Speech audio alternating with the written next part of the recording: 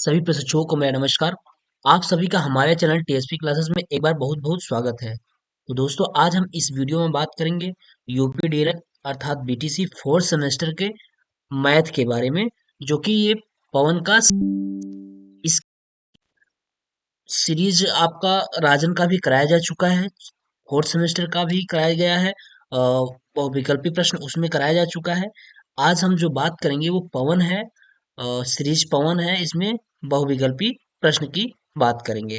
तो दोस्तों, आप इसके पहले का वीडियो आप देख लीजिएगा। जो भी सारी चीजें हैं वहाँ पे सीक्वेंस बेस में रखी गई हैं, प्लेलिस्ट में रखी गई हैं। जितने भी सीरीज हैं फोर्थ सेमेस्टर के, कौन सिस्टम से रखा गया है, आप उसको देख लीजिए। उसके बाद ये पवन के सीरीज को भी अवश्य देख लीजिएगा, क्योंकि कुछ चीजें क्या है कि राजन के सीरीज में नहीं दी गई है, जो कि पवन के सीरीज में है।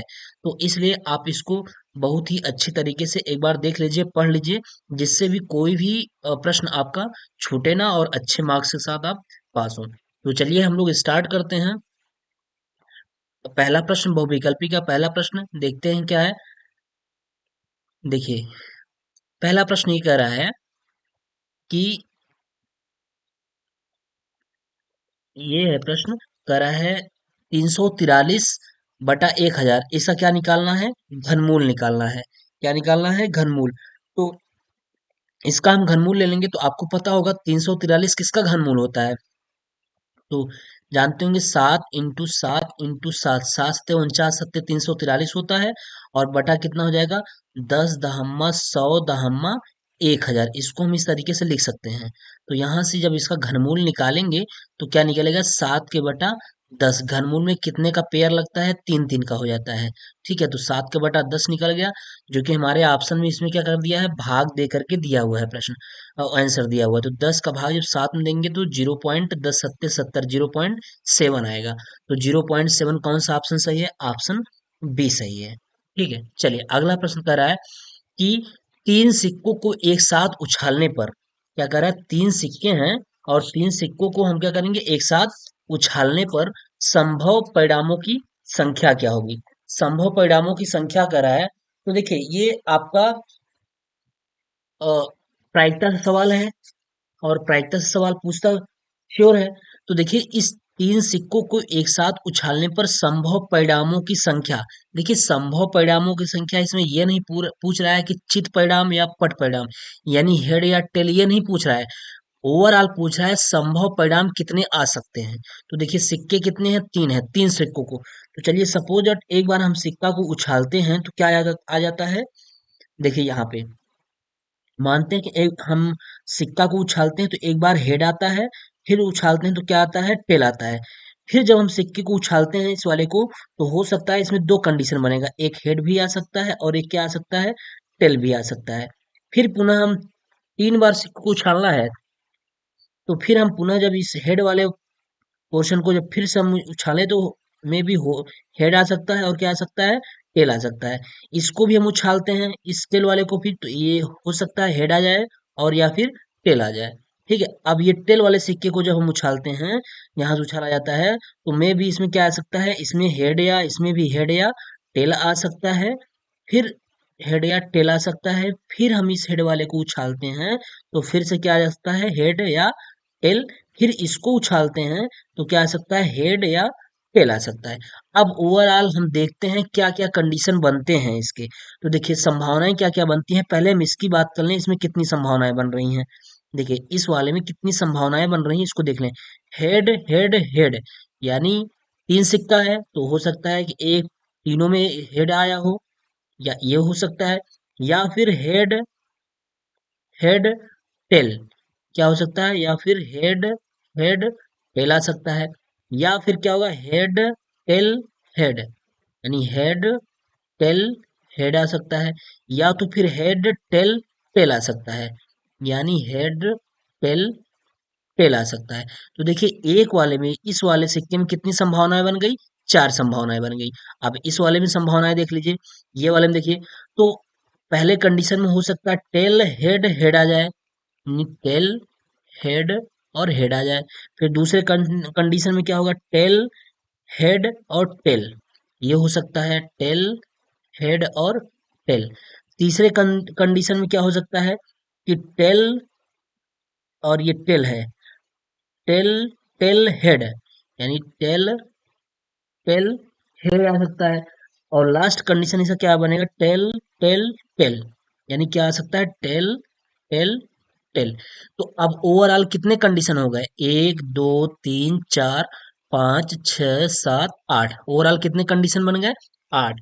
तो परिणाम, संभव परिणामों की संख्या कितनी हो जाएगी, आठ हो जाएगी। तीनों सिक्कों को एक साथ उछालने पर संभव परिणामों की संख्या कितनी हो जाएगी, आठ हो जाएगी। चलिए, अगला प्रश्न कर रहा है कि 3.5 सेंटीमीटर त्रिज्या वाले अर्धवृत्त का क्षेत्रफल, कह रहा है इसका अर्धवृत्त का क्षेत्रफल पूछ रहा है और त्रिज्या दे रखा है। तो अर्धवृत्त का क्षेत्रफल का फार्मूला आपको पता होना चाहिए कि अर्धवृत्त के क्षेत्रफल का फार्मूला देखिए यहाँ पे लगा देते हैं। अर्धवृत्त, अर्धवृत्त का क्षेत्रफल बराबर होता है क्या, पाई आर स्क्वायर बटा दो होता है। त्रिज्या दे रखा है, अब यहाँ से क्षेत्रफल निकाल दीजिए अर्धवृत्त का। तो त्रिज्या दे दिया है कितना, 3.5, और पाई का मान आप रख लीजिए 22/7 हम रख लेते हैं, और इंटू आर की वैल्यू रख लेते हैं 3.5 इंटू 3.5, और बटा क्या हो जाएगा, दो हो जाएगा। तो सात गुणा, सात का भाग देंगे, सात पचे 35, दशमलव कितना आ गया, पांच आ गया, बिल्कुल आ गया। फिर दो का भाग इधर दे देंगे, दो ग्यारह 22, तो क्या बच जाएगा, 11 इंटू 0.5 इंटू कितना, 3.5। तो अब गुणा कर लीजिए, 11 इंटू 5 × 5 = 25, का 5, 5×3 = 15, 2 17, कितना आया, 1.75। दो अंक पे दशमलव है, 1.75। अब 11 गुणा करिए, 11×5 = 55, का 5 हाथ लगा, 5, तो 11×7 = 77, 77 और 5 कितना, 77, 3 30, 20, 30, 30×2 = 32। अरे 11×7 = 77, 77, 5 कितना, 77, 3 80, 80×2 = 82, 82 का ये दो हाथ लगा, 8, तो 11×1 = 11, 11×8 = 19। कितने अंक पे दशमलव है, दो अंक पे दशमलव, 19.25। देखिए 19.25 क्या दे रहा है, वर्ग सेंटीमीटर आ रहा है, 19.25। देखिए ये है 1925 दिया है, जबकि इसमें क्या है, 19.25 वर्ग सेंटीमीटर, 1925 नहीं आएगा, 19.25। इसका आंसर होगा 19.25 वर्ग सेंटीमीटर। ठीक है, चलिए, अगला प्रश्न कर रहा है कि tan 60/sec 90 का मान होगा।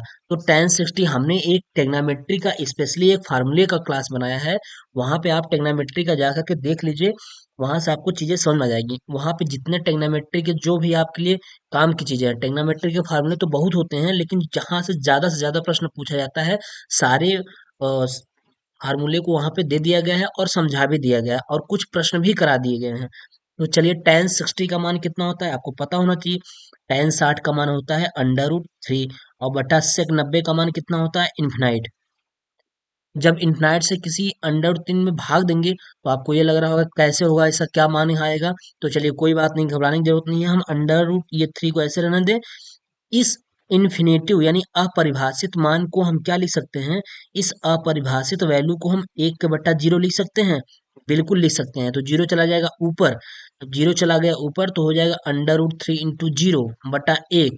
तो जब किसी भी संख्या में जीरो से मल्टीप्लाई कराते हैं तो उस संख्या की वैल्यू कितनी हो जाती है, जीरो। जीरो में एक से भाग देंगे तो 1 0 0, आंसर कितना आएगा, जीरो ही होगा।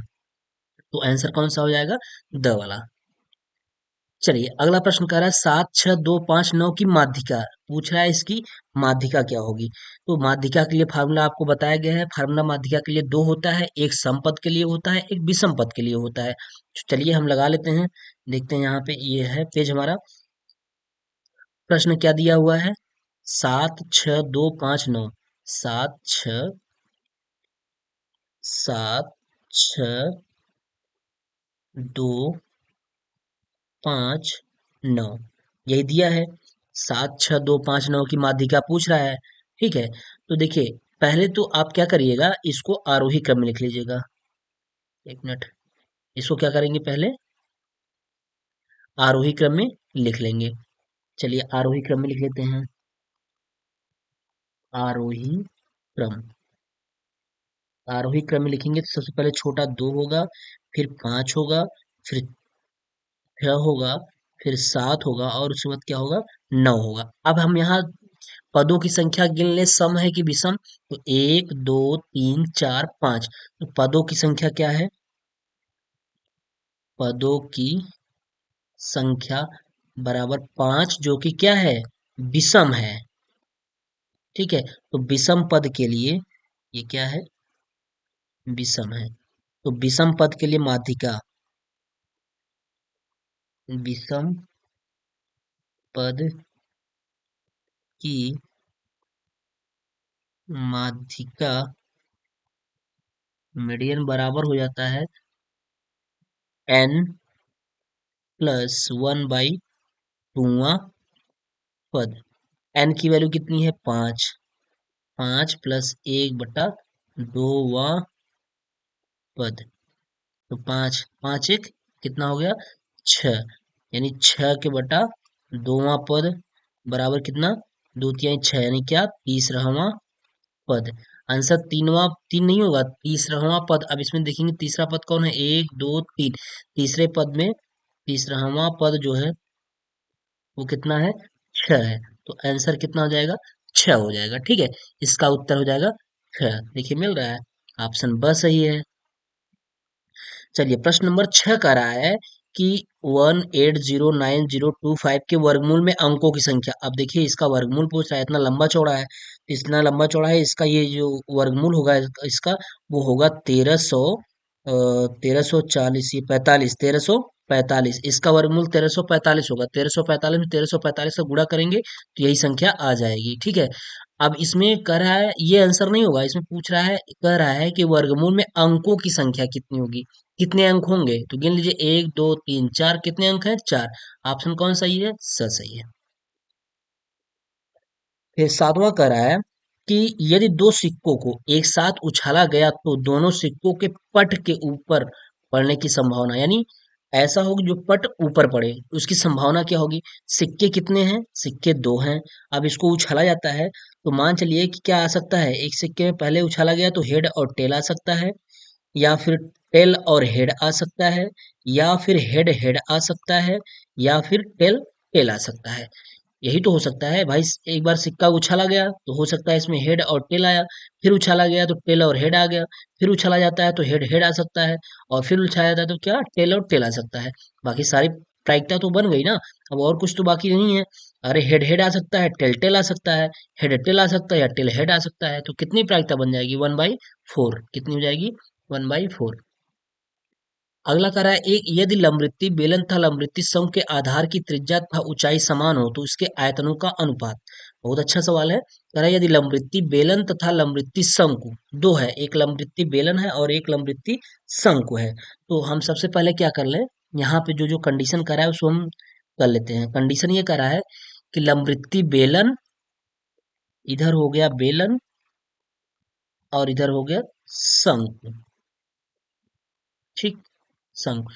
लंबवृत्तीय बेलन तथा लंबवृत्तीय शंकु के आधार की त्रिज्या यानी आर तथा ऊंचाई क्या, एच समान हो, यानी जित अगर इस बेलन की त्रिज्या को भी अगर आर बराबर आर मान रहे हैं, एच बराबर एच मान रहे हैं, तो इधर भी आर बराबर आर ही माने और एच बराबर क्या माने, एच ही माने, क्योंकि दोनों की क्या कह दिया है कि इसकी इन दोनों की त्रिज्याएं और ऊंचाई क्या है, आपस में समान है। तो आयतनों में क्या अनुपात होगा, तो देखिए बेलन का आयतन v बराबर क्या होता है, पाई आर स्क्वायर एच, और शंकु का आयतन v बराबर क्या होता है, 1/3 पाई आर स्क्वायर एच होता है यही। तो देखिए आयतनों में अनुपात, यानी ये V1 मान लीजिए, ये क्या मान लीजिए, V2 मान लीजिए। अब R1 और H1 तो हम मानते ठीक है, लेकिन R1 H1 और R2 H2 दोनों बराबर होगा। यानी अगर हम इसको कह दे R1 है ये, और ये H1 है, और ये कह दे ये R2 है और ये H2 है। R1 बराबर भी R और R2 बराबर भी R है, और H1 बराबर भी H है और H2 बराबर भी H ही है। तो दोनों के आयतनों में अनुपात, यहाँ लिख लीजिएगा, दोनों के आयतनों में अनुपात, अनुपात तो क्या हो जाएगा, V1/V2 V1 upon V2 equal to क्या, V1 वाला का कितना है पाई आर स्क्वायर एच, और V2 वाले कितना है 1/3 pi R square H. Pi R square H से pi R square H cancel हो गया, तो V1 अपान V2 की वैल्यू कितना आएगी, 3 ऊपर हो जाएगा, तो आ जाएगा कितना 3:1। तो आंसर कौन सा हो जाएगा 3:1। आयतनों का अनुपात कितना होगा 3:1, यानी ऑप्शन ब सही है। यहाँ देना चाहिए 3:1 देना चाहिए, तो ये ऑप्शन ब सही है। चलिए अगला प्रश्न देखिए, कह रहा है sine square 45 plus cos square 30 का मान। कह रहा है साइन स्क्वायर 45 और कास स्क्वायर 30 की वैल्यू कितनी होगी। तो ये फिर ट्रिग्नोमेट्री का फार्मूला है, तो कुछ दिक्कत नहीं इसमें, कोई भी प्रॉब्लम नहीं है, बस केवल आपको मान पता होना चाहिए, इसका फार्मूला पता रहेगा तो सवाल आ जाएगा। देखिए साइन स्क्वायर 45, साइन 45 की वैल्यू कितनी होती है 1/√2, यानी हो जाएगा साइन स्क्वायर 45 डिग्री और प्लस क्या cos square 30 degree. Sine square 45, sine 45 का मान 1/√2, √2 का होल स्क्वायर हो गया, और प्लस कास 30 की वैल्यू कितना होता है √3/2, इसका क्या हो जाएगा होल स्क्वायर। तो 1/√2 तो वैल्यू 1/2 हो जाएगी, और प्लस ये कितना हो जाएगा 3 के बटा 4 हो जाएगा। एलसीएम कितना 4, 2 दूनी 4, 2 1 का 2 हो गया, और 3, तो कितना आया 3 2 5, 5 के बटा 4, आंसर कितना आया 5 के बटा 4। अगला कह रहा है यदि किसी वर्ग की लंबाई और चौड़ाई दोनों को 50% बढ़ा दिया जाए तो वर्ग का क्षेत्रफल कितना गुना बढ़ जाएगा। तो बिल्कुल आसान है, वर्ग पहले वर्ग का क्षेत्रफल कितना रहा होगा, लंबाई और चौड़ाई। देखिए वर्ग में क्या होता है, लंबाई और चौड़ाई बराबर होती है, भुजा एक ही माना जाता है। तो मान लीजिए पहले वर्ग की भुजा बराबर कितना ए, तो क्षेत्रफल कितना हो जाएगा उसका, क्षेत्रफल बराबर कितना हो जाएगा ए स्क्वायर हो जाएगा। अब क्या है, अब अब लंबाई और चौड़ाई दोनों की बात कर लीजिए, उसको 50% बढ़ा दिया जाता है। अब हम भुजा बढ़ा देते हैं, भुजा ए में ए का 50% बढ़ा लिए, ठीक है 50 दूना 100 हो गया, तो आया कितना ए प्लस a/2, कह देंगे इसको 2 1 का 2, 1 3, 3 a के बटा कितना हो जाएगा 2 हो जाएगा, कितना हो गया 3a/2 हो गया। ठीक है अब यहाँ इसका क्षेत्रफल हम निकाल लें। अब क्षेत्रफल भुजा जब हमारा पता हो गया, अब वाली जो भुजा है वो कितनी हो गई 3a/2, पहले भी भुजा क्या थी वही थी a ही माने थे, तो अब उसी का हम 50% बढ़ा दिए, तो अब क्षेत्रफल बराबर हो जाएगा भुजा स्क्वायर क्षेत्रफल होता है ए स्क्वायर, तो क्या हो जाएगा 3a/2 का क्या हो जाएगा स्क्वायर, 3 3 का 9, ए स्क्वायर बटा कितना हो जाएगा 2 दूनी के 4। तो बताइए काट दीजिए इसको, कटेगा नहीं, तो कितना हो गया इसका 3 3 का 9/4, पहले से कितना गुना बढ़ गया 9 के बटा 4 गुना, यानी पहले ए स्क्वायर था ही, तो पहले का कितना गुना बढ़ गया 9/4 गुना बढ़ गया, तो 9/4 ऑप्शन ए सही है 9/4। फिर अगला करा निम्न में से कौन सी परिमेय संख्या 3/5 और 4/5 के मध्य नहीं आती। कह रहा है ऐसी कौन सी परिमेय संख्या है जो 3/5 और 4/5 के मध्य नहीं आती, तो वो है 16/30, बाकी सब आती हैं। अगला काश ए इक्वल टू 0 डिग्री, तो ए का मान बताइए, बिल्कुल सही है। काश ए इक्वल टू, काश में काश वाले सीरीज में कितने की वैल्यू 0 होती है, तो आप कहेंगे काश 90 की वैल्यू 0 होती है, तो काश से काश जब कैंसिल हो जाएगा तो ए इक्वल टू कितना आ जाएगा 90 डिग्री आ जाएगा। ए का मान पूछ रहा है, ए का मान 90 डिग्री हो गया। फिर करा आंकड़ा 5 7 9 8 7 9 7 7 5 3 5 का बहुलक है, कह रहा है इसका बहुलक बताइए। तो बहुलक बताया गया है कि बहुलक वे होती हैं जो संख्याएं जितनी ज्यादा बार रिपीट रहेगी उसी को बहुलक बोलते हैं, बहुलक को मॉड भी कहते हैं, क्या कहते हैं मॉड भी कहते हैं। तो इसमें देखिए कौन सी संख्या सबसे ज्यादा बार रिपीट की है, हमको लगता है कि सात ही होगा, 1 2 3 4, 4 बार 7 है, और 8 कितनी बार है 1 ही बार है, और 9 कितनी बार है 2 ही बार है, तो इसका बहुलक क्या होगा 7 होगा।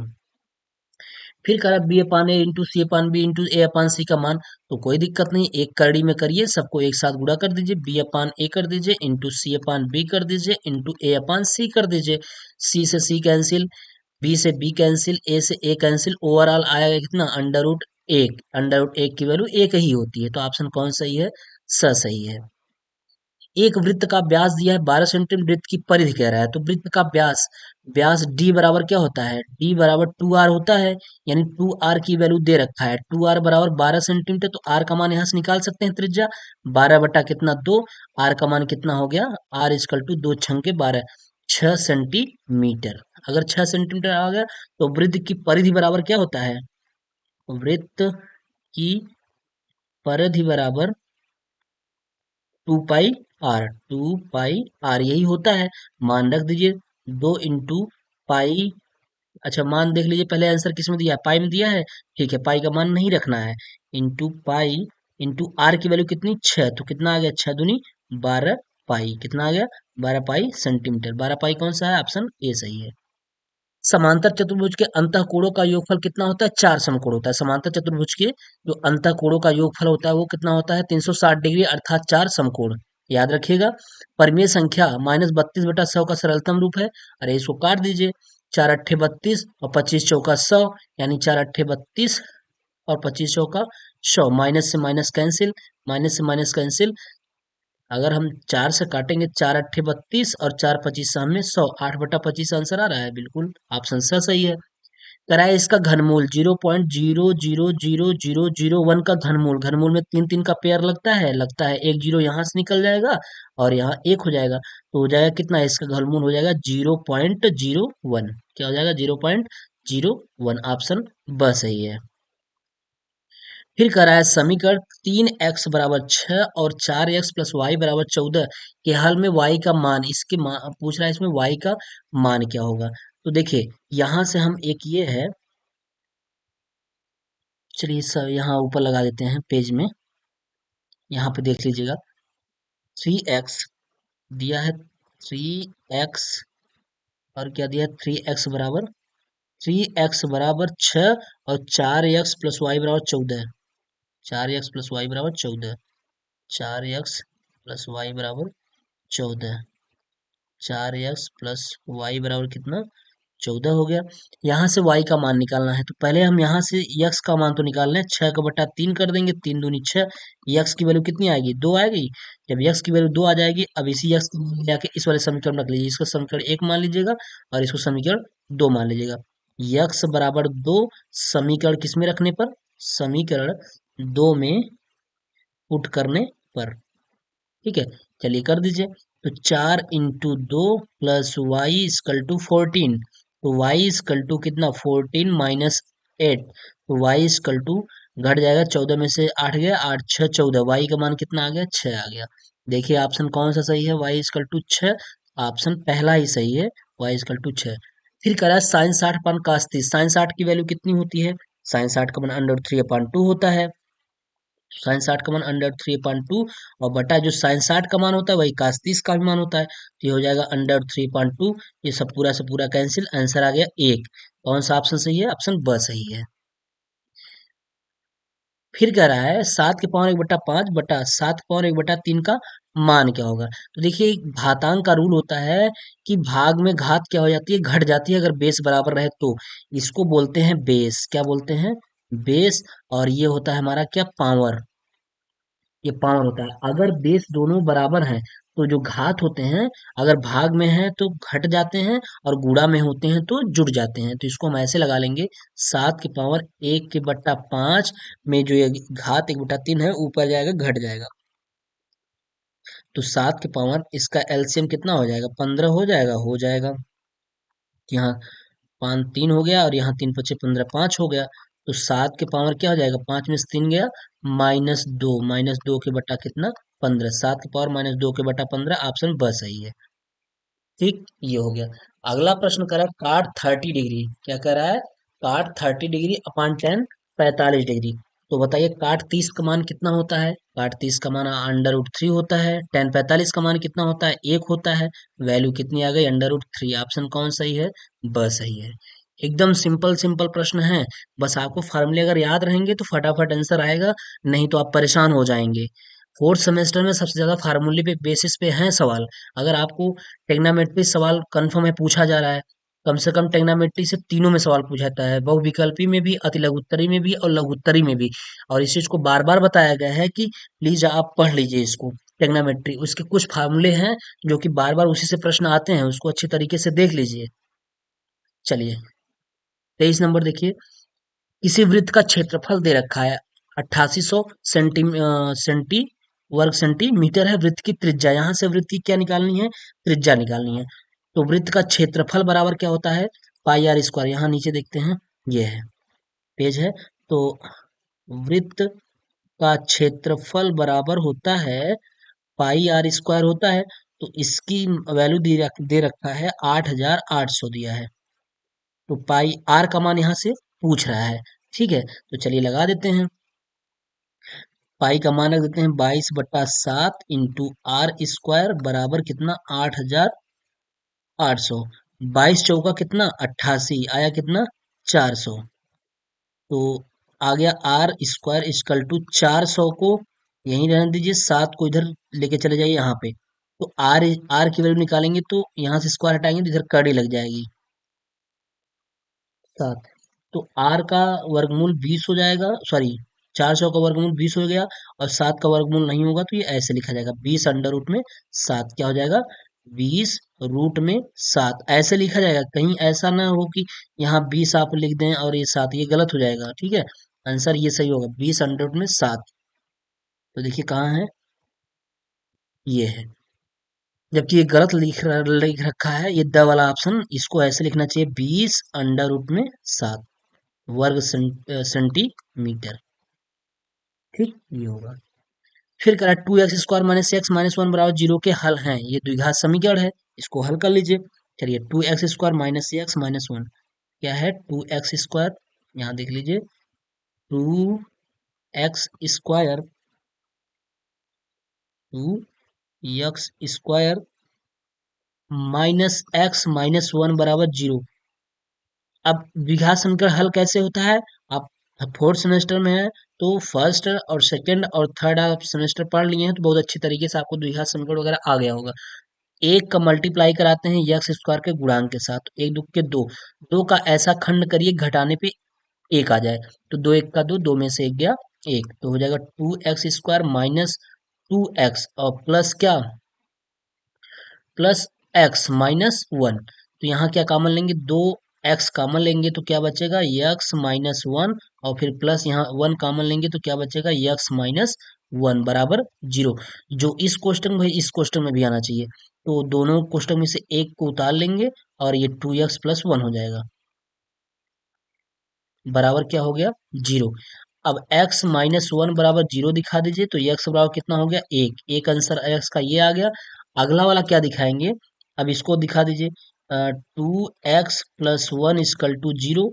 तो यहाँ से क्या हो जाएगा 2x इजकल टू, एक उधर चला जाएगा तो माइनस एक हो जाएगा, और x इजकल टू माइनस एक के बटा, तो एक आंसर ये हो जाएगा। x की दो वैल्यू हो गई, एक ये हो गई और एक ये हो गई, x बराबर एक और x बराबर माइनस एक बटा दो, ठीक है ये हो गया। तो देखिए ऑप्शन कौन सा सही है, एक और माइनस एक बटा दो, ऑप्शन अ ही सही है, पहला ही सही है, यही आ रहा है एक और माइनस एक बटा दो। फिर कह रहा है संख्या 14,हजार 641 के वर्गमूल में अंकों की संख्या, कह रहा है ये किसका वर्गमूल है, आपको पता होना चाहिए ये वर्गमूल किसका है, 121 का वर्गमूल है, 121 का वर्गमूल है 14,641। अब इसमें वर्गमूल में अंकों की संख्या कितने अंक हैं, एक दो तीन, तीन अंक हैं, ऑप्शन स सही है। फिर करा किसी चतुर्भुज के किन्हीं तीन कोणों का योगफल कितना है 285, चौथे कोण की माप। आपको पता होना चाहिए कि चतुर्भुज के चारों अंतःकोणों का योगफल कितना होता है 360 डिग्री, यानी कोण ए प्लस कोण बी प्लस कोण सी प्लस कोण डी इजकल टू कितना 360 डिग्री।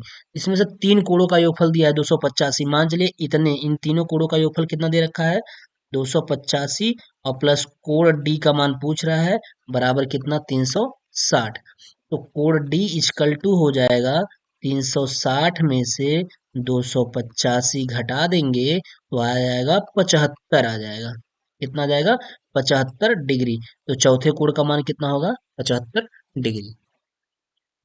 फिर कह रहा है परिमेय संख्या 4/-5 तथा 8/15 का भागफल, यानी 4 के बटा कितना है -5 और इसमें भाग दे दीजिए कितना 8/15 से। तो ये एकदम ऊपर यहाँ चला जाएगा और ये वाला इसके पास चला आएगा, हो जाएगा 4 × 15 और बटा कितना -5 × 8, तो 5 तिहाई 15 और 4 दूनी 8, यानी क्या हो जाएगा -3 के बटा 2, कितना हो जाएगा -3 के बटा 2, ऑप्शन -3 के बटा 2 ये सही है, स वाला। ठीक है, अगर एक पासा फेंकने पर प्रतिदर्श समिष्ट में अभाज्य संख्या के अवयवों की संख्या क्या होगी, यानी अभाज्य वाली संख्या कितनी आएगी, कौन आएगी। तो देखिए अभाज्य में क्या, 2 4 1 3, तो एक पासा फेंकर प्रतिदर्श समिष्ट में अभाज्य संख्या, यानी अभाज्य संख्या कौन सी होगी, तो 3 आएगी। जब प्रतिदर्श समिष्टि में हम पासा फेंकेंगे तो अभाज्य संख्या कितनी आ जाएगी, अभाज्य संख्या के अवयव कितने, एलिमेंट्स कितने आ जाएंगे, 3 आ जाएंगे। चलिए अगला देखिए, क्योंकि 2 ये तो समअभाज्य संख्या है, एक तो कोई नहीं है, ना तो भाज्य है ना तो अभाज्य है, 4 तो भाज्य संख्या है। अगला ये प्रश्न करा 29, 0.00008 का घनमूल, इसका घनमूल पूछ रहा है। देखिए इसका घनमूल जो होगा, घनमूल में इसमें एक जीरो इन्होंने लगाना भूल गए या फिर मिसप्रिंट है, इसमें एक और जीरो होना चाहिए। कैसे, देखिए अगर हम 3 3 का लगाएंगे ये पेयर, एक पेयर इसका गड़बड़ रहा है, यानी अगर एक जीरो और बीच में लगा होता तब 3 का पेयर हो जाता, तब हम कह लेते एक पेयर इस एक से इससे जीरो निकल जाता और यहाँ से क्या निकल जाता 8, 0.08 ये हो जाता, तो 0.0 सॉरी घनमूल है ना 0.02 हो जाता, माफ करिए, तो 0.02 हो जाता, जो कि ऑप्शन ब सही है, लेकिन सवाल में ये एक जीरो नहीं है, मिसप्रिंट है। चलिए साइन 30 पान कास 60 का मान, साइन 30 और कास 60, साइन 30 की वैल्यू कितनी होती है आपको पता होना चाहिए, साइन 30 का मान कितना होता है 1/2 होता है, साइन 30 की वैल्यू होती है 1/2 और कास 60 का भी मान वही होता है जो साइन 30 का होता है, तो 1/2, इससे ये कैंसिल हो गया, वैल्यू आ जाएगा, इसका आंसर आ जाएगा 1, ऑप्शन अ सही है। चलिए अगला प्रश्न देखिए, समीकरण 5x बराबर y और 2x plus Y equal to 7 के हल में y का मान, कह रहा है इसके हल में y का मान, ऐसे समीकरण एक अभी लगा के दिखाए हैं, फिलहाल मैं यहाँ फिर से लगा देता हूँ। देखिए सवाल क्या है, 5x इक्वल टू वाई और ये समीकरण एक मान लीजिए, और है दूसरा समीकरण 2x plus Y equal to 7, इसमें कह रहा y का मान बताइए, y इक्वल टू क्या आएगा। तो यहाँ से y का मान 5x है, इसको ऐसे रहने दीजिए, अब यही y इक्वल टू 5x समीकरण किसमें, समीकरण इसको 2 मान लीजिए, समीकरण 2 में पुट करने पर, रखने पर, ठीक है रख दीजिए, हो जाएगा 2x प्लस वाई की जगह क्या रखेंगे 5x रख देंगे, क्या रख देंगे 5x बराबर कितना हो जाएगा 7, तो 5 2 7 x बराबर 7, तो x बराबर कितना आ गया 1 आ गया, जब x का मान 1 आ गया, अब इसी x की वैल्यू आप समीकरण 1 में रख देंगे तो y का मान निकल जाएगा, x बराबर 1 समीकरण 1 में रखने पर, चलिए रख दीजिए, तो 5 × 1 बराबर वाई, वाई इक्वल टू कितना 5 1 का 5, वाई की वैल्यू कितनी आ गई 5 आ गई, तो आंसर स सही है।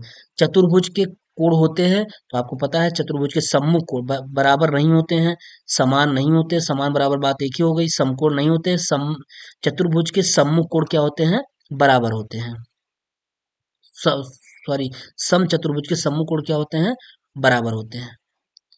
फिर कह रहा किसी संख्या के वर्गमूल में केवल 2 अंक है, तो वह संख्या क्या होगी, कह रहा किसी संख्या के वर्गमूल में केवल 2 अंक है, तो वह संख्या है, क्या है 2 या 3 अंक की है, किसी संख्या के वर्गमूल में क्या है 2 अंक है, जैसे अगर हम कह दें कोई संख्या है, ये मान चलिए 25 है, इसमें कितने अंक हैं 2, तो ये किसका वर्ग, इसका वर्गमूल, ये किसका वर्गमूल रहा होगा, तो 25 25 में 625, तो इसमें कितने अंक हैं, इसमें 3 अंक हैं कि नहीं है, वही चीज कर रहा है। जैसे 625 का वर्गमूल कितना हुआ, 25 हुआ। और जो 625 का जो वर्गमूल है ये कितनी संख्या का है, 2 का है। तो वही कह रहा है कि किसी संख्या के वर्गमूल में केवल 2 अंक है। कितने अंक है, केवल 2 अंक है। तो वह संख्या में कितने अंक होंगे, 3 होंगे। तो 1 अंक या 2 अंक, 1 अंक तो होगा नहीं। 2 अंक या 3 अंक, देखिए कहीं केवल 3 अंक दिया है। 3 अंक या 4 अंक, 4 अंक हो नहीं सकता है। ठीक है, 4 अंक या 5 अंक ये भी नहीं हो सकता। तो ऑप्शन आपका ब सही होगा, 2 अंक या 3 अंक। मैक्सिमम वैसे तो होगा 3 अंक होगा, लेकिन ये 2 अंक या 3 अंक कहीं ऐसा नहीं दिया है कि केवल 3 अंक दिया है, ऐसा तो दिया नहीं है। तो 2 अंक या 3 अंक होगा। फिर कह रहा है 34 नंबर, 3 सहित 3/8 का घनमूल। कह रहा है इसका घनमूल क्या होगा। देखिए इसके घनमूल को निकालने के लिए पहले आप ये जो सही बटा है इसको सही कर लीजिए। 8 तरीके 24, 24 3 27। इसको हम लिख सकते हैं 27 के बटा 8। अब इसका घनमूल जो हो जाएगा वो 3 त्रिक का 9 त्रिक 27, 27 का घनमूल 3 और 8 का घनमूल 2। तो आ जाएगा 3 के बटा 2। कितना आ गया, 3 के बटा 2। ऑप्शन स सही है। एक वर्ग का विकर्ण दिया है 5√2 सेंटीमीटर हो तो वर्ग की भुजा ज्ञात कीजिए। कह रहा है एक वर्ग का विकर्ण दिया है, तो वर्ग के विकर्ण का फार्मूला आपको पता रहेगा तो सवाल एकदम आसान हो जाएगा। तो वर्ग का विकर्ण का फार्मूला क्या होता है, वर्ग का विकर्ण इक्वल टू होता है भुजा अंडर रूट में 2। तो भुजा अंडर रूट 2 में वैल्यू दिया है, इसका विकर्ण दिया है, भुजा अंडर 2 का मान दिया है 5/√2। अंडर रूट 2 से अंडर रूट 2 कैंसिल, तो विकर्ण भुजा आ जाएगी a बराबर 5। बस, कितना आसान सवाल है। तो कितना हो गया, 5। लेकिन अगर आपको फार्मूला नहीं पता रहेगा तो आप इसी में इधर उधर करेंगे, समय बर्बाद करेंगे। एक ही घंटे का पेपर होता है, फास्ट करने की कोशिश करिए। फास्ट तभी हो पाएगा जब आपकी प्रैक्टिस रहेगी। प्रैक्टिस ज्यादा से ज्यादा करिए, सवाल ऑटोमेटिक बहुत ही देखते ही आंसर आ जाएगा। फिर कह रहा है cos square theta equal to 1/2, तो साइन स्क्वायर थीटा का मान बताइए। तो देखिए एक फार्मूला होता है ट्रिग्नोमेट्री में कि कास स्क्वायर थीटा बराबर क्या होता है, 1 - sine square theta. Cos square theta का मान दिया है तो साइन स्क्वायर थीटा का मान निकालना है। तो आप क्या कर लीजिएगा, ये हो जाएगा साइन स्क्वायर थीटा का मान निकालना है। ठीक है, तो इस साइन स्क्वायर थीटा को इधर ला दीजिए, कास स्क्वायर थीटा को उधर ले जाइए। 1 - कास स्क्वायर थीटा बराबर 1 - कास स्क्वायर थीटा का मान दे रखा है 1/2। 1/2। अब इसको हल कर लेंगे, 2 1 का 2, 2 - 1/2। 2 में से गया 1, 1/2। आंसर कितना आ जाएगा, साइन स्क्वायर थीटा का मान कितना आ जाएगा, 1/2। ऑप्शन द सही है।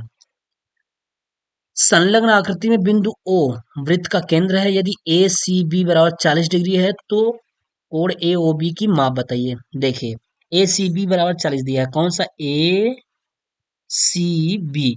ये वाला एंगल दिया है 40 और ये एंगल बना कहाँ है, परिधि पे बना है। कहाँ बना है, परिधि पे बना है। और पूछ कौन सा रहा है, ए ओ बी।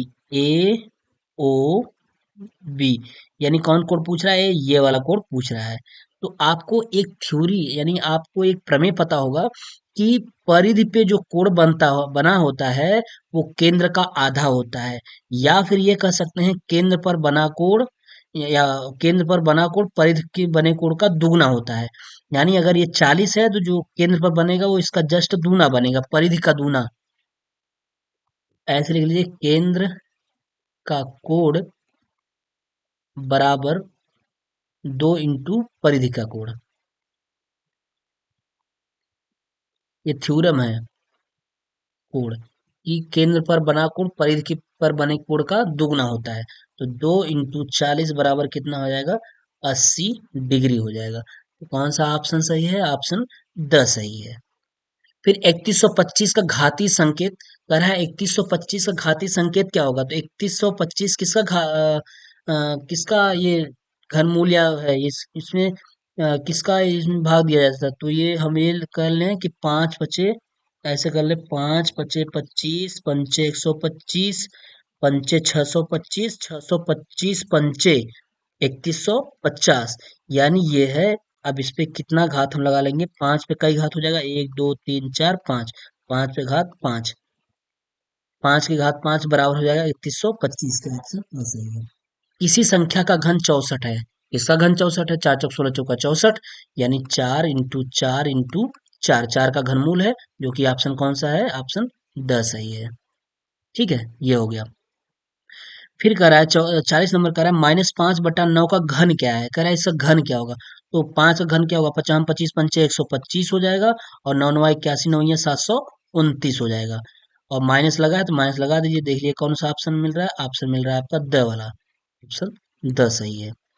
फिर कह रहा है 125 और 343 से क्या निकालना है, घनमूल निकालना है, तो निकाल दीजिए, 50 25 पंचे 125, 125 का घनमूल किसका घनमूल है, 5 का घनमूल है, और 7 सत्ते 49 सत्ते 343, ये किसका है, 7 का, 7 पचे 35, ऑप्शन कौन सा सही है, असही है, 35।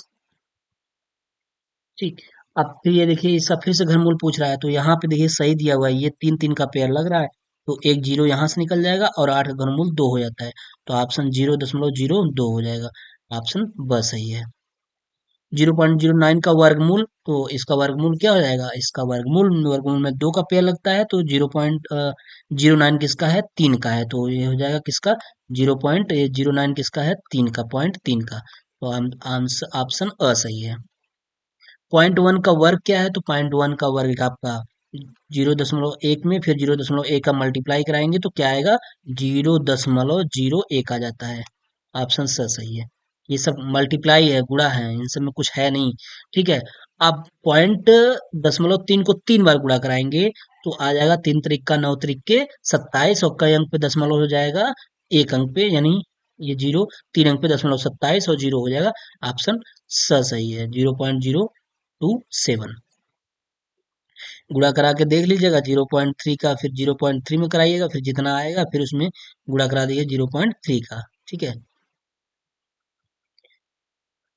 चलिए, अगला प्रश्न क्या कर रहा है, शून्य का वर्गमूल बताइए। अच्छा, शून्य का वर्गमूल क्या होता है, शून्य का वर्गमूल कहीं देखे हैं आप, नहीं, शून्य का वर्गमूल शून्य ही होता है। 6 अंकों की छोटी से छोटी पूर्ण संख्या क्या होगी, ध्यान दीजिएगा, जल्दबाजी के चक्कर में गड़बड़ हो जाएगा। 6 अंकों की छोटी से छोटी पूर्ण संख्या क्या होगा, मतलब इसका छोटी से छोटी पूर्ण संख्या पूछ रहा है। तो देखिए, 6 अंकों की छोटी से छोटी पूर्ण संख्या क्या होता है, पहले 6 अंकों की छोटी से छोटी संख्या क्या हो जाती है, कि यहाँ बता देते हैं। 6 अंकों की, ये प्रश्न थोड़ा सा अलग टाइप का है। 6 अंकों की छोटी से छोटी संख्या बराबर कितना हो जाता है, यही लिखते हैं, 1 2 3 4 5, इकाई 1 2 3 4 5 6, इकाई दहाई सैकड़ा हजार दस हजार लाख, 1 लाख होता है। 6 अंकों की छोटी छोटी संख्या, ये तो 1 लाख हुआ, लेकिन वो पूछ रहा है 6 अंकों की छोटी से छोटी पूर्ण संख्या। तो देखिए, आप छोटी से छोटी जब पूर्ण संख्या पूछे, तो जो छोटी से छोटी 6 अंकों की जो छोटी से छोटी संख्या होती है उसका आप वर्गमूल ले लीजिए, 3 2 5, इसका वर्गमूल लेंगे, तो इसका जो वर्गमूल होता है वो आता है 316.23, आप निकाल के देख लीजिएगा, यही आएगा 316.23 समथिंग, इसको हम मान लेते हैं 317। जब इसको हम समथिंग 317 मान लेते हैं, तो अब हम इसी 317 का वर्गमूल कर देते हैं, स्क्वायर कर देते हैं, सॉरी, इसका स्क्वायर कर देते हैं, तो 317 का स्क्वायर जो आता है वो आता है सैकड़ा हजार दस हजार लाख, 1,04,89 आ जाता है। यही यही इसका क्या हो जाता है, 6 अंकों की छोटी से छोटी, 6 अंकों की छोटी से छोटी पूर्ण संख्या, यही है, सैकड़ा हजार दस हजार लाख, 1,04,89। इस सवाल को अच्छी तरीके से देख लीजिए, सवाल अगर आएगा तो बिल्कुल ऐसे ही आएगा। इसको लगाने का तरीका यही है कि अगर छोटी से छोटी पूछे तो वो लिख लीजिए, छोटी छोटी संख्या का वर्गमूल ले लीजिए, जितना आएगा, अगर बराबर में आएगा, जैसे दशमलव नहीं आया तो सही है, अगर दशमलव में आ रहा है तो अप्रोक्सीमेट ले लीजिए, उससे एक आगे ले लीजिए, उसके बाद उसी का वर्गमूल कर दीजिएगा। अगर ऐसे बड़ी से बड़ी पूछे तो बड़ी से बड़ी संख्या ले लीजिएगा और उसका वर्गमूल कर दीजिएगा। वर्गमूल करने के बाद जो उसका वर्गमूल ले लीजिए, उसके बाद जो आएगा उसका वर्गमूल, उसी का वर्ग करके आंसर हो जाएगा। तो इसका ऑप्शन कौन सही है, ये है 489, ये वाला। 5 अंकों की बड़ी से बड़ी पूर्ण संख्या ऐसे ही है, 5 अंकों की बड़ी से बड़ी अब ले लेंगे, तो 1 2 3 4,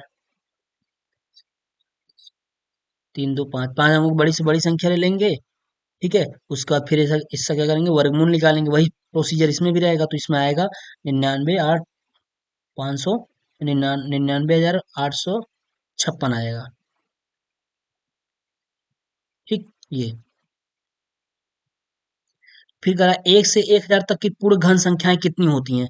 1 से 1,000 तक की पूर्ण घन संख्याएं, मतलब देखिए सवाल कंफ्यूज में मत होइएगा आप, सवाल थोड़ा सा ऐसा पूछा है, 1 से 1,000 तक की पूर्ण घन संख्याएं कितनी होती हैं। तो ऑप्शन दिया है 12, 28, 64, 10। तो एक से ऐसा, एक से स्टार्ट करिए, काउंटिंग में उसका घन करते जाइए, तो देखिए कब तक में 1,000 आ जाता है। जैसे देखिए, अगर हम करें, एक का घनमूल करेंगे तो क्या आएगा, एक ही आएगा। ठीक है। फिर दो का घनमूल करेंगे तो क्या आएगा, दो दूनी चार दूनी आठ आएगा। फिर तीन का घनमूल करेंगे, तीन त्रिका नौ त्रिके 27 आएगा। फिर चार का घनमूल करेंगे, चार चौक 16 चौका 64 आ जाएगा। फिर पांच का करेंगे, 25 पंचे 125 हो जाएगा। फिर छह करेंगे, छह जाग 36 छक्का 216 हो जाएगा। फिर सात करेंगे, 7 से 49 सत्ते 343 हो जाएगा। फिर आठ करेंगे, 8 × 64 = 512 हो जाएगा। फिर नौ का करेंगे तो 9 × 9 = 81, 9 × 729 हो जाता है। फिर 10 करेंगे, 10 धामा 100 धामा 1,000 आ गया कि नहीं, 1,000। यानी एक से स्टार्ट किए, काउंटिंग गिनती में एक से स्टार्ट किए, कहाँ तक ले गए, 10 तक ले गए, इसी में आ गया। तो अब वही कह रहा है, पूर्ण घन की संख्याएं कितनी है, गिन लीजिए, 1 2 3 4 5 6 7 8 9 10 कितनी है, 10 है। ऑप्शन 10 सही है, 10 है।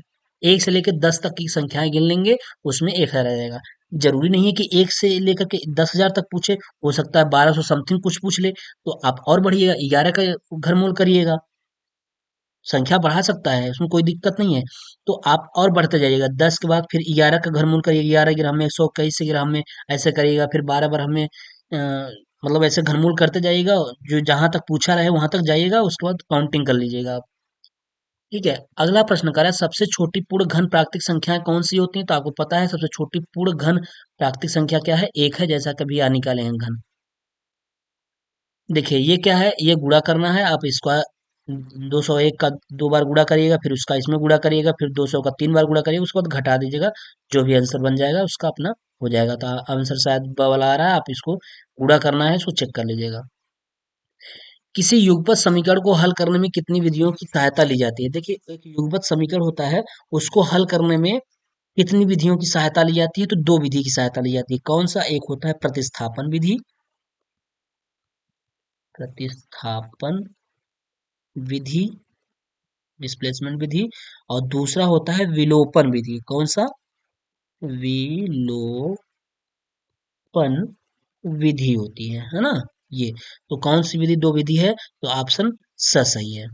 ध्यान दीजिएगा कि युगपत समीकरण को हल करने के लिए दो विधियां प्रयोग में लाई जाती हैं, एक होता है प्रतिस्थापन विधि होती है, दूसरी होती है विलोपन विधि होती है। चलिए आगे देखिए, नेक्स्ट प्रश्न क्या कर रहा है, विद्यालय की बास्केटबॉल टीम द्वारा 10 मैचों में प्राप्त अंक निम्नवत हैं, मैच के अंकों की माध्यिका, ऐसा क्या पूछ रहा है, माध्यिका बताना है।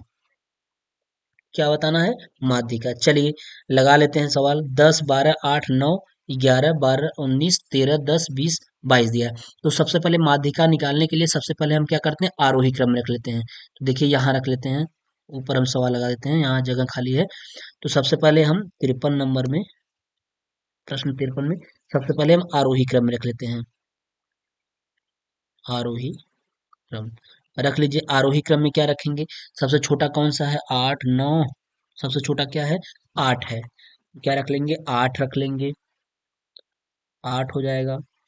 फिर क्या हो जाएगा, 9 हो जाएगा, 9 हो गया।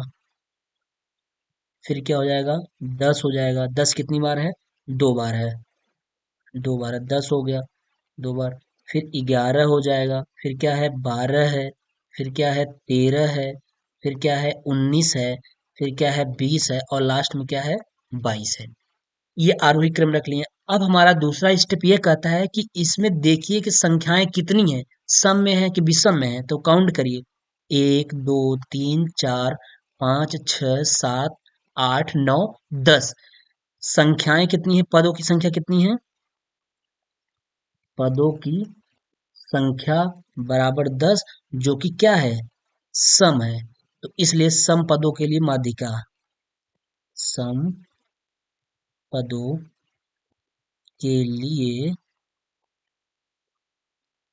माध्यिका बराबर हो जाएगा, क्या हो जाएगा, n/2 वां पद, n/2 वां पद प्लस n/2 प्लस 1 वां पद बटा क्या, 2। यही होता है। n की वैल्यू कितनी, 10 के बटा 2 वां पद और प्लस 10 के बटा 2 प्लस 1 वां पद बटा कितना हो जाएगा, 2। तो 2 पंचे 10 यानी क्या हो गया, पांचवा पद और प्लस क्या, 2 पंचे 10 और एक 5 हुआ, 5 एक 6 यानी छठवां पद। कैसे, 2 पंचे 10, 5 हो गया और 5 प्लस 1 कितना हो जाएगा, 6, छठवां पद हो जाएगा बटा कितना, 2 हो जाएगा। अब पांचवा पद इसमें देखिए कहाँ है, 1 2 3 4 5, पांचवें पद पे 11 है और छठवें पद पे क्या है, 12 है, तो इनको जोड़ दीजिए, 11 प्लस 12 बटा कितना, 2, 11 12 कितना, 23, 23 के बटा 2 तो कट जाएगा, 2 एक का 2, 2 एक का 2, 2 पंचे 10, 11.5। आंसर कितना हो जाएगा, 11.5। ऑप्शन कौन सा सही है, द सही है। फिर कराया किसी चक्री चतुर्भुज के सम्मुख कोण क्या होते हैं, तो आपको पता होना चाहिए किसी चक्री चतुर्भुज के सम्मुख कोण संपूरक कोण होते हैं, क्या होते हैं, संपूरक होते हैं। इसको याद रखिएगा। चक्री चतुर्भुज के सम्मुख कोणों का योगफल कितना होता है, 180 डिग्री होता है। चक्री चतुर्भुज के सम्मुख कोणों का योगफल कितना होता है, 180 डिग्री। इसको ध्यान रखिएगा, याद रखिएगा, ये सब सारी चीजें थ्योरेटिकल पॉइंट की चीजें हैं, इसमें कुछ बताना नहीं, सारी चीजें बताई यही हैं। चक्री चतुर्भुज के कितने चक्री बिंदु वृत्त पर होते हैं, तो 4 बिंदु होते हैं भैया। चक्री चतुर्भुज बनाना है तो उसके 4 ही ना बिंदु होंगे। अगर हमको बनाना है तो उसके 4 बिंदु होंगे, वहीं तभी ना तो बनाएंगे वहीं से। ठीक, तो ये हो जाएगा, कितने बिंदु होते हैं, 4 बिंदु होते हैं। केंद्रीय प्रवृत्त की माप में, केंद्रीय प्रवृत्त की माप जब का सवाल लगाते हैं तो उसमें क्या क्या निकाला जाता है, मध्यमान भी निकाला जाता है, मध्यांक भी निकाला जाता है, बहुलांक भी निकाला जाता है, तीनों अर्थात उपयुक्त सभी। ऑप्शन द सही है। केंद्रीय प्रवृत्त की मापों में ये सब आता है, मध्यांक भी निकाला जाता है, मध्यांक भी निकाला जाता है, बहुलांक भी निकालता है। बहुलांक को बहुलक या माड भी बोलते हैं। अगला प्रश्न कर रहा है, गुणात्मक वर्गीकरण में वर्गों का निर्माण किसके आधार पर होता है, तो वो होता है, गुणात्मक वर्गीकरण है तो गुणों के आधार पे होगा। फिर मध्यमान की प्रत्यक्ष विधि का सूत्र होता है, मध्यमान के प्रत्यक्ष डायरेक्ट विधि का सूत्र होता है, सभी पदों का योग बटे पदों की संख्या। यह है सभी पदों का योग, सभी पदों का योग बटे पदों की संख्या, संख्या। ऑप्शन ब सही है। फिर करा है, निम्न संख्याओं का मध्यमान है, इसका मध्यमान पूछ रहा है, वही पदों का योग बटे पदों की संख्या, यानी जोड़ लीजिए, 6 प्लस 8, इसको जोड़ दिया जाएगा। मध्यमान कैसे निकाला जाएगा, ऐसे नहीं निकाला जाएगा कि हम सभी पदों को जोड़ लेते हैं, क्या हो जाएगा, 6 प्लस 8 प्लस 9 प्लस 13 प्लस 14 बटा पदों की संख्या। तो 1 2 3 4 5, 3 2 5 बटा कितना, 5। जब जोड़ लेंगे तो कितना हो जाएगा, 8 6 14, 14 दूना 28, 28 28 10 38, 38 और 38 दो 40, 40 10 50, कितना हो जाएगा, 50, 50 का बटा 5, 5 दहामा 50, मध्यांक कितना हो जाएगा, 10। ऑप्शन स सही है।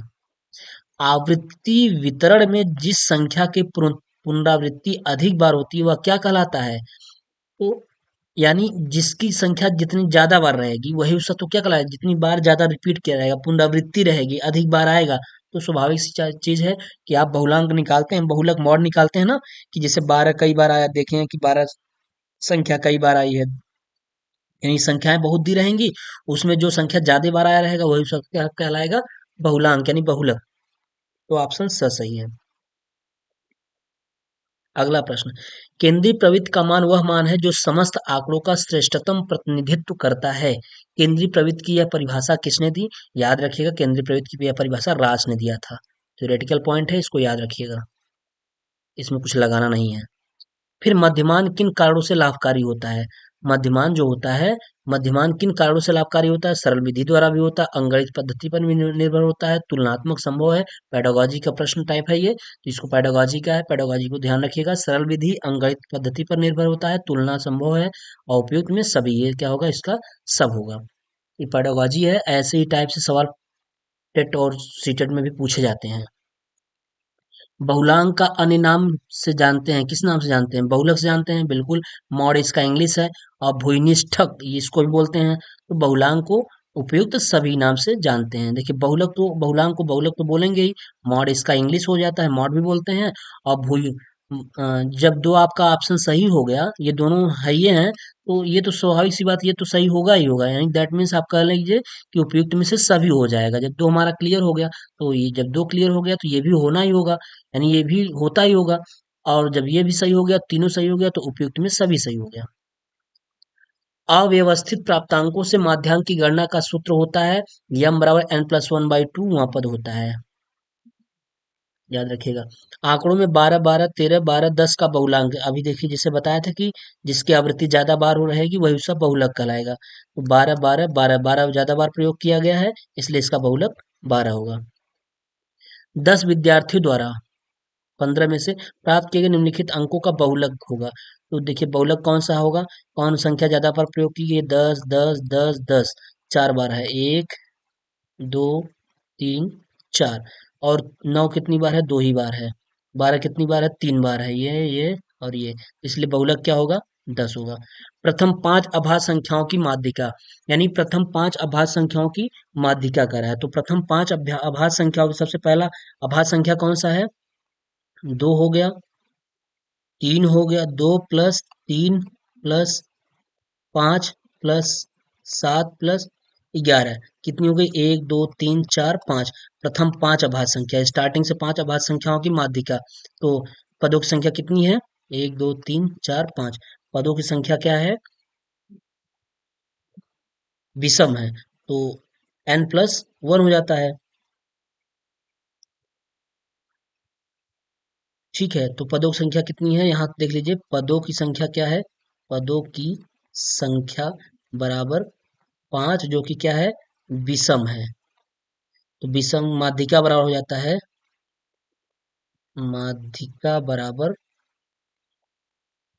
n+1/2 पद। ठीक है, n का मान 5 और +1/2, 5 एक छठवां पद। क्या हो जाएगा? छठवां पद, 5 एक 6, 5 एक 6/2, यानी 6 में जब 2 का भाग देंगे तो आ जाएगा तीसरावां पद। तो तीसरा पद कौन सा है? 1 2 3, कौन सा है? 5 है। तो तीसरावां पद क्या हो जाएगा? 5। आंसर क्या हो जाएगा? 5, ऑप्शन स सही है। इसको जोड़ना नहीं है, माध्यिका निकालनी है, ना कि मध्यमान निकालना है। फिर कह रहा है sec 30 का मान कितना होता है? ये याद होना चाहिए। sec 30 का मान होता है 2/√3 होता है, तो 2/√3 ऑप्शन ब सही है। ठीक, cot theta sine theta sec theta का मान होगा। देखिए, ये इंटू में ये मान होगा, इसको सरल कर दीजिए। काट थीटा को हम क्या लिख सकते हैं? Cos theta upon sine theta लिख सकते हैं, बिल्कुल लिख सकते हैं। इंटू साइन थीटा क्या लिख सकते हैं? साइन थीटा को साइन थीटा ही रहने दीजिए, कुछ मत लिखिए। इंटू सेक थीटा को 1 अपान क्या लिख सकते हैं? Cos theta. तो देखिए, साइन थीटा कैंसिल हो गया, sine theta cancel, cos theta cancel, answer कितना आ गया? 1 आ गया। आंसर क्या आ गया? 1, ऑप्शन स सही है। 1 minus sine square theta, 1 minus sine square A और 1 प्लस टेन स्क्वायर ए का मान होगा। ये कह रहा है इसका मान कितना होगा? तो 1 minus sine square A equal to क्या होता है? कास स्क्वायर ए होता है। देखिए यहाँ पे 1 माइनस साइन स्क्वायर ए और क्या है? 1 प्लस टेन स्क्वायर ए। ये फार्मूला है 1 माइनस साइन स्क्वायर थीटा बराबर क्या होता है? कास स्क्वायर ए हो जाएगा, into 1 plus ten square theta बराबर क्या होता है? सेक स्क्वायर ए। अब कास स्क्वायर को चेंज कर लीजिए, कास स्क्वायर को हम क्या लिख सकते हैं? 1 अपान सेक स्क्वायर ए लिख सकते हैं, इंटू सेक स्क्वायर ए को ऐसे रहने दीजिए। सेक स्क्वायर क्या हो जाएगा? कैंसिल आउट हो जाएगा। तो आंसर कितना आ जाएगा? 1। ऑप्शन कौन सही है? ब सही है। बेलन के वक्र पृष्ठ का सूत्र क्या होता है? आपको पता होगा कि बेलन के वक्र पृष्ठ का फार्मूला क्या होता है? 2 पाई आर एच होता है। ये बेलन का वक्र पृष्ठ होता है। बेलन का आयतन का सूत्र पाई आर स्क्वायर एच होता है। और तिर्यक ऊंचाई एल बराबर होता है क्या, H square plus R square, ये होता है। तो ये सब सारी चीजें पता होना चाहिए। शंकु की तिरछी ऊंचाई, माफ करिएगा, ये शंकु की तिरछी ऊंचाई है। ये शंकु की तिर्यक ऊंचाई है ये वाली, ठीक है। ये शंकु की तिर्यक ऊंचाई है। तो शंकु की तिरछी ऊंचाई क्या होती है, एल बराबर H square plus R square होता है। फिर अगला कह रहा है ये शंकु की, और शंकु का आयतन जो होता है उल्टा 3 पाई आर स्क्वायर एच होता है। जिस चतुर्भुज की सम्मुख भुजाओं का प्रत्येक युग्म परस्पर समांतर हो उसे क्या कहते हैं, समांतर चतुर्भुज कहते हैं। अगर जिस चतुर्भुज की सामने सम्मुख भुजाएं यानी सामने की भुजाएं प्रत्येक युग्म क्या होते हैं, परस्पर समांतर हो तो क्या कहलाते हैं, समांतर चतुर्भुज कहलाते हैं। वृत्त के क्षेत्रफल का सूत्र क्या होता है, पाई आर स्क्वायर होता है, जो कि ऑप्शन स सही है। चतुर्भुज के चारों कोणों का योगफल कितना होता है, चतुर्भुज के चारों कोणों का योगफल 360 डिग्री, दैट मीन्स 4 समकोण। एक समकोण बराबर क्या होता है, एक समकोण बराबर कितना होता है, 90 डिग्री होता है। एक समकोण 90 अंश के बराबर होता है। चतुर्भुज की वे दो भुजाएं जिनका एक उभयनिष्ठ अंत्य बिंदु होता है क्या कहलाती है, क्रमागत भुजाएं कहलाती हैं। चतुर्भुज की वे दो भुजाएं जिनका एक उभयनिष्ठ बिंदु होता है वो क्या कहलाती हैं, क्रमागत भुजाएं कहलाती हैं। चतुर्भुज के अंतःकोण होते हैं, तो चतुर्भुज के अंतःकोण कितने होते हैं, 4 होते हैं। ठीक है, चतुर्भुज के अंतःकोण कितने होते हैं, 4 होते हैं। ये सब अंदर के जो कोण होंगे वो क्या होंगे, 4 कोण होते हैं। 4 हो गया। वर्ग की चारों भुजाएं क्या होती हैं, समान होती हैं, आपको पता है। समांतर चतुर्भुज के सम्मुख कोण क्या होते हैं, बराबर होते हैं, ये भी पता है। समांतर चतुर्भुज के क्या होते हैं, सम्मुख कोण क्या हो जाते हैं, समांतर हो जाते हैं। ठीक, ये हो जाता है। यानी अगर हम समांतर चतुर्भुज बनाए, समांतर चतुर्भुज के सम्मुख कोण क्या हो जाएंगे,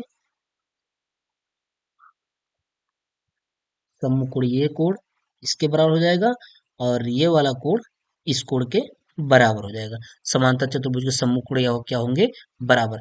चतुर्भुज के प्रकार हैं समलंब चतुर्भुज, समांतर चतुर्भुज, समचतुर्भुज। ये सभी तो सब, ये सारे जितने भी तो हैं, ये जितने भी हैं सब चतुर्भुज के ही तो प्रकार हैं। समलंब चतुर्भुज, समांतर चतुर्भुज और समचतुर्भुज, चारों क्या हैं, ये चतुर्भुज के ही प्रकार हैं। यानी ऑप्शन उपरोक्त में सभी होगा, ऑप्शन 10 सही है। आयत एक चतुर्भुज है, तो आयत एक कैसा चतुर्भुज है, समलंब नहीं, समलंब नहीं होगा। समचतुर्भुज ये भी नहीं होगा, तो क्या होगा, समांतर चतुर्भुज। आयत जो होता है एक चतुर्भुज कैसा होता है, समांतर चतुर्भुज जैसा होता है। फिर लास्ट वाला सवाल है, समांतर चतुर्भुज के सभी अंतः कोणों का योगफल कितना होता है, 360 डिग्री अर्थात 4 समकोण के बराबर, है ना, ये होता है। तो ये आपका बहुविकल्पी प्रश्न हो गया। आप इसको प्रश्न को एक बार से दो बार अवश्य देखिए, जिससे चीजें आप क्लियर हो जाएं। क्योंकि कुछ पॉइंट में क्या है, कुछ थ्योरेटिकल पॉइंट है, वो थ्योरेटिकल पॉइंट आपको याद हो जाएंगे। जो जो थ्योरी वाले पॉइंट है वो आपको अच्छी तरीके से याद हो जाएगी, जिससे आपको दिक्कत नहीं होगा। और मैथ में हमने बताया है कि प्रैक्टिस इज बेस्ट होता है, जितना ज्यादा आप प्रैक्टिस करेंगे उतनी ही आपके लिए प्लस पॉइंट रहेगा। ठीक है, यानी आपका समय भी बचत होगा और तुरंत दिमाग में वो सवाल आ जाएगा। क्योंकि आपका जो टाइम होता है पेपर का, वो होता है 1 आवर होता है, इससे ज्यादा टाइम नहीं है। 1 घंटे में आपको 25 प्रश्न क्वेश्चन करने होते हैं, 25 प्रश्न करने होते हैं। अब उसमें लघु उत्तरी के लिए आप प्रश्न, लघु उत्तरी के लिए समय बचा कर रखेंगे तो बहुत बेटर होगा। क्योंकि बहुविकल्पी जो रहेगा वो उसको फटाफट आप कर लीजिए, और बहुविकल्पी जल्दी जल्दी करने का मतलब यही है कि आप प्रैक्टिस किए रहिए। जो भी यहाँ पढ़ाया जा रहा है उसको एक बार से दो बार देख लीजिए वीडियो को, क्योंकि हम राजन भी पढ़ा चुके हैं और ये पवन भी पढ़ा दिए हैं बहुविकल्पी प्रश्न का। तो अब इसके बाद हम अति लघुत्तरीय प्रश्न आपका पवन का पढ़ा देंगे 4th सेमेस्टर का, जिससे आप दोनों पढ़ लीजिए अच्छी तरीके से। कहीं से भी कोई भी प्रश्न हो सकता है, उसमें प्रश्न वो ना हो, इसमें प्रश्न हो। जो प्रश्न सीरीज राजन में ना हो सकता है पवन में हो, या जो पवन नहीं है वो राजन में है। तो दोनों पढ़ाया गया है, उसको अच्छी तरीके से आप देख लीजिए, जिससे चीजें बिल्कुल क्लियर हो जाए और 25 में आप 25 मार्क्स लेके आए। क्योंकि आपके साथ मेहनत किया जा रहा है, तो आप 25 में 25 मार्क्स लेके आए।